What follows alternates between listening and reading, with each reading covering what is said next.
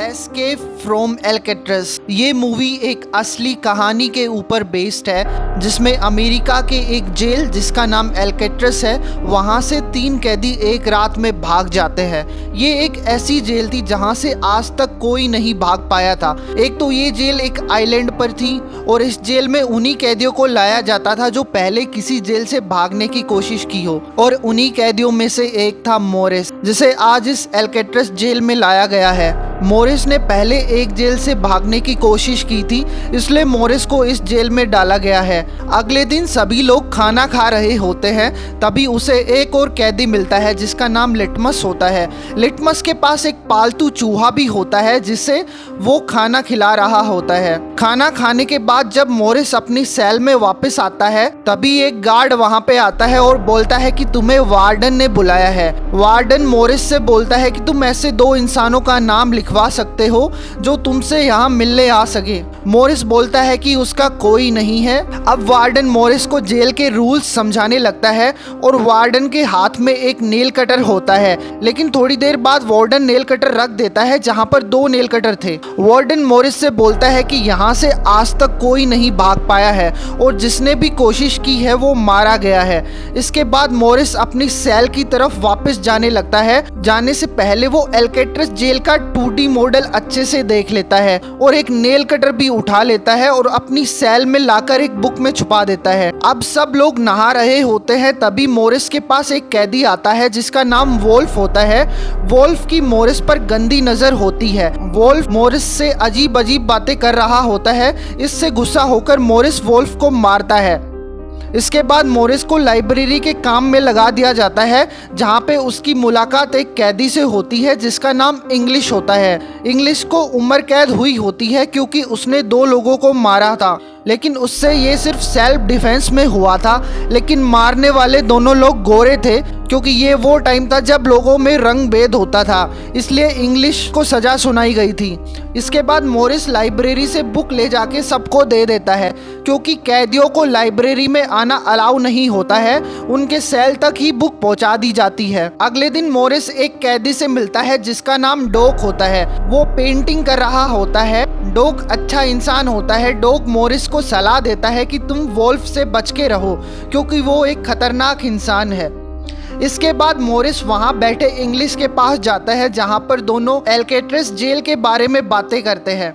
English बोलता है कि यहाँ से आज तक कोई नहीं भाग पाया है। यहाँ पर हर 3 कैदी पर एक पहरेदार होता है और सुरंग बनाकर भी नहीं भाग सकते क्योंकि जेल पूरी चट्टान के ऊपर है, और कोई बाहर निकल भी गया तो ये पानी इतना ठंडा है कि ये किसी न किसी की जान ले लेगा।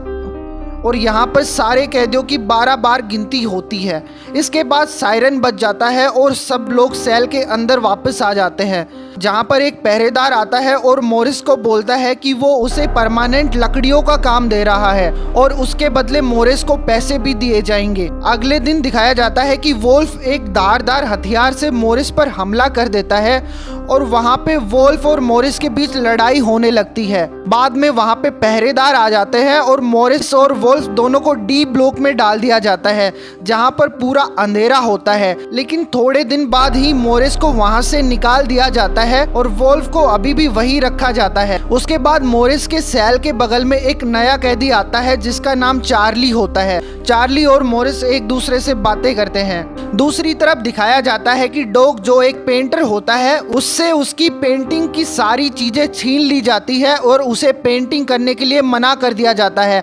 ऐसा इसलिए किया जाता है क्योंकि जब वार्डन राउंड पे होता है तो वो डॉग के सेल में खुद की पेंटिंग देखता है, जो कि वार्डन को पसंद बिल्कुल भी नहीं आती। इसलिए वो डॉग की पेंटिंग बंद कराने के ऑर्डर देता है।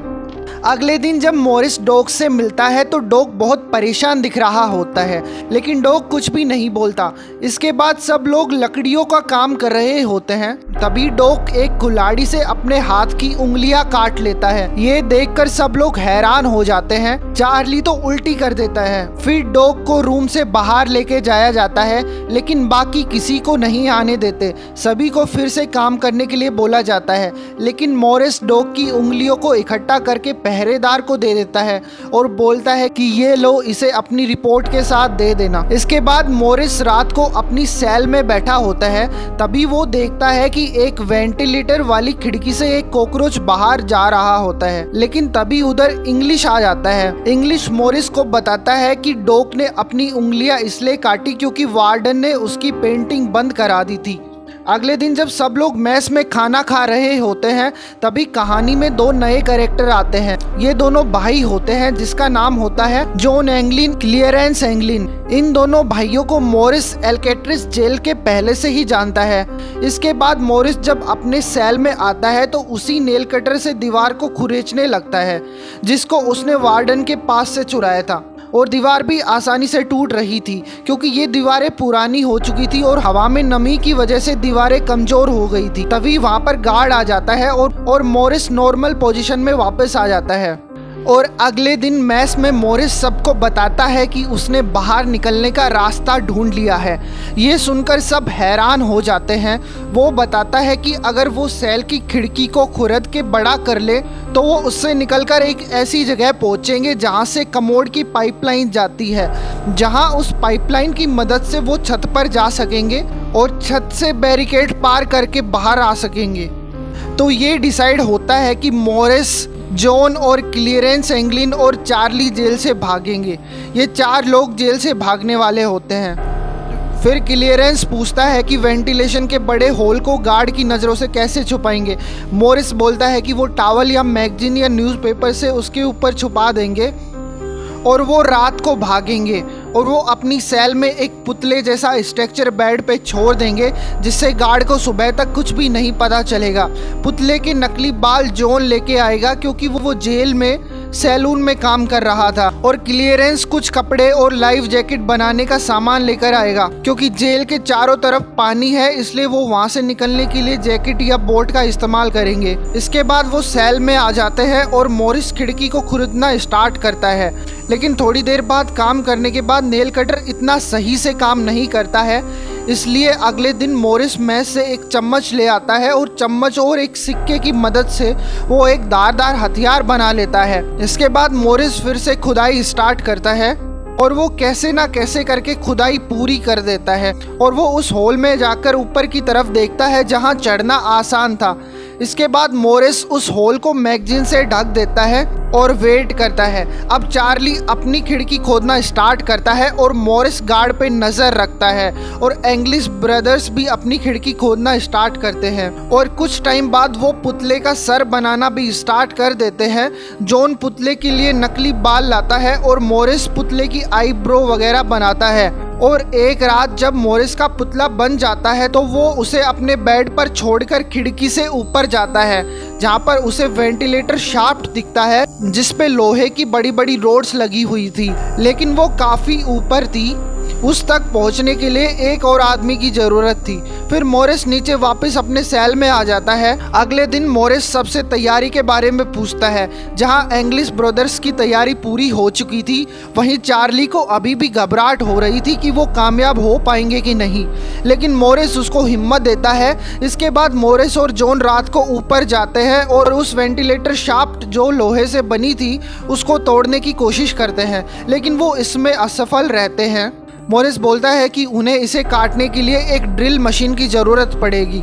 अगले दिन मोरिस को म्यूजिक रूम में एक छोटा टेबल फैन दिखता है, जिसे मोरिस और भी चीज़ों की मदद से एक ड्रिल मशीन में कन्वर्ट कर लेता है और बाद में उसी रात को वो लोग फिर से ऊपर जाते हैं और इस बार ड्रिल से वो पूरा शाफ्ट काट देते हैं और ऊपर जाने की जगह बना लेते हैं। अब अगले दिन मैस में सब लोग मिलते हैं और सब लोग डिसाइड करते हैं कि वो मंगलवार की रात को वहाँ से भागेंगे। फिर उसी रात को वार्डन को मोरिस पे शक हो जाता है, इसलिए वो मोरिस की सेल की तलाशी लेते हैं, लेकिन वार्डन को होल नहीं दिखता है क्योंकि मोरिस ने उस होल को अच्छे से पेंट कर दिया होता है। फिर वार्डन गार्ड से मोरिस के बारे में पूछता है। गार्ड बोलता है कि मोरिस और चार्ली देर रात तक बातें करते रहते हैं। फिर वार्डन मोरिस की सेल चेंज करने का डिसाइड करता है, लेकिन गार्ड बोलता है कि इसके लिए कुछ पेपर वर्क करना पड़ेगा, जिसे करने के लिए बुधवार तक का वक्त लग सकता है। वार्डन मोरिस को मंगलवार मंगलवार की सुबह तक शिफ्ट करने का ऑर्डर देता है और मोरिस और बाकी सब लोग मंगलवार की रात को भागने का प्लान बनाकर बैठे हैं। अब इसके बाद दिखाया जाता है कि वुल्फ अंधेरे वाली काल कोठरी से बाहर आ गया है और मोरिस को मारना चाहता है, इसलिए जॉन मोरिस को सावधान रहने के लिए बोलता है। लेकिन तभी मोरिस डिसाइड करता है कि वो मंगलवार की रात तक वेट नहीं कर सकते, वो आज रात को ही भागेंगे और सब लोग इसके लिए मान भी जाते हैं। लेकिन अगले सीन में दिखाया जाता है कि वुल्फ चाकू लेकर मोरिस को मारने आ रहा है और जैसे ही वो चाकू लेकर मोरिस की तरफ बढ़ता है तभी उसे इंग्लिश पकड़ लेता है। वुल्फ इंग्लिश को कुछ नहीं कर सकता क्योंकि इंग्लिश की खुद की जेल में एक गैंग थी। इसके बाद रात हो जाती है और प्लान के अकॉर्डिंग जैसे ही लाइट बंद होती है सब लोग अपने सेल वाली खिड़की जो उन्होंने खोदी थी उसी से ऊपर जाना स्टार्ट करते हैं। लेकिन चार्ली बहुत डर गया था इसलिए वो ऊपर नहीं चढ़ता। गार्ड भी राउंड पर था। तब वो मोरिस के सेल में देखता है तो वो पुतले को मोरिस समझकर आगे चल देता है। अब मोरिस जैसे ही ऊपर पहुंचता है तो वो मुड़ के चार्ली को देखता है, लेकिन चार्ली अभी नहीं आया होता है। बट मोरिस और इंग्लिश ब्रदर रुक नहीं सकते थे, इसलिए वो वेंटिलेटर शाफ्ट को हटाकर छत पर आ जाते हैं। ये अब तीनों लाइट हाउस पे बैठे गार्ड से बच के आगे की तरफ बढ़ते रहते हैं। तभी दिखाया जाता है कि चार्ली में अब हिम्मत आ जाती है और वो भी ऊपर चढ़ने लगता है। लेकिन जब वो वेंटिलेटर शाफ्ट तक पहुंचता है तो वो ऊपर नहीं चढ़ पाता है क्योंकि वो बहुत हाइट पर था। वहीं वो तीनों पाइप की मदद से छत से नीचे उतर जाते हैं और बैरिकेड पार कर लेते हैं और समुंदर की तरफ बढ़ने लगते हैं और गार्ड से बचा के कैसे ना कैसे करके वो किनारे पर पहुंच जाते हैं जहां पे लाइफ जैकेट और बोट में हवा भरते हैं जो उन्होंने जेल के अंदर ही बनाई थी। वहीं दूसरी तरफ दिखाया जाता है कि चार्ली ने हार मान ली है और वो अब आगे नहीं बढ़ सकता। इसके बाद वो तीनों एल्केट्रस जेल से फरार हो चुके होते हैं। अब सुबह हो जाती है और गार्ड सुबह सबको उठाता है, लेकिन मोरिस के ना उठने पर गार्ड मोरिस को सेल के अंदर आकर जगाता है। तभी गार्ड को मोरिस का पुतला दिख जाता है। इसके बाद सायरन बजता है और सभी को पता लग जाता है कि 3 लोग यहाँ से फरार हो चुके हैं। फिर उन तीनों का सर्च अभियान चलता है। उन तीनों को हेलीकॉप्टर, जहाज, हर चीज से ढूंढा जाता है और एक आइलैंड पर गार्ड को जॉन का एक बैग मिलता है जिसमें बहुत सारी फोटोज थी। वार्डन बोलता है कि शायद वो डूब गए होंगे, नहीं तो वो इसे अपने साथ ले जाते, लेकिन गार्ड बोलता है शायद उन्होंने इसे जानबूझ के यहाँ पर छोड़ा है। मूवी के एंड क्रेडिट में दिखाया जाता है कि उन तीनों को पकड़ने के लिए बहुत बड़ा सर्च अभियान चलाया गया, लेकिन उनमें से कोई नहीं मिला और ना ही उनकी डेड बॉडी मिली। इस घटना के 1 साल बाद एल्केट्रस जेल को बंद कर दिया जाता है और उसे म्यूजियम में बदल दिया जाता है, जहां आज भी सारे सेल वैसे ही हैं जैसे वो छोड़ के भागे थे। और ये वो पुतले हैं जिसको उन्होंने बेड पर रखा था। इन तीनों को उस रात के बाद से आज तक कभी नहीं देखा गया और FBI ने भी माना कि वो शायद डूब के मर गए होंगे, लेकिन इन तीनों की कभी भी डेड बॉडी नहीं मिली। और इंग्लिश ब्रदर बचपन से ही बहुत अच्छे स्विमर थे, तो हो सकता है वो उस रात को भागने में कामयाब हो गए हों। बट ये केस एक बार न्यूज में फिर से आया 2013 में, जब FBI को एक लेटर मिला जिसमें ये लिखा था कि वो जॉन एंगलिन है और वो 83 साल का हो चुका है और वो उस रात सच में भागने में कामयाब हुए थे। और 2005 में क्लियरेंस और 2008 में मोरिस की मौत हो चुकी है। इसके बाद इस लेटर को FBI ने इन्वेस्टिगेशन की, लेकिन कुछ खासा हाथ नहीं लगा। आपको इस बारे में क्या लगता है कि वो बचे होंगे कि नहीं, कमेंट्स में बताएं। और वीडियो पसंद आया हो तो लाइक और सब्सक्राइब कर दें यार। Thank you.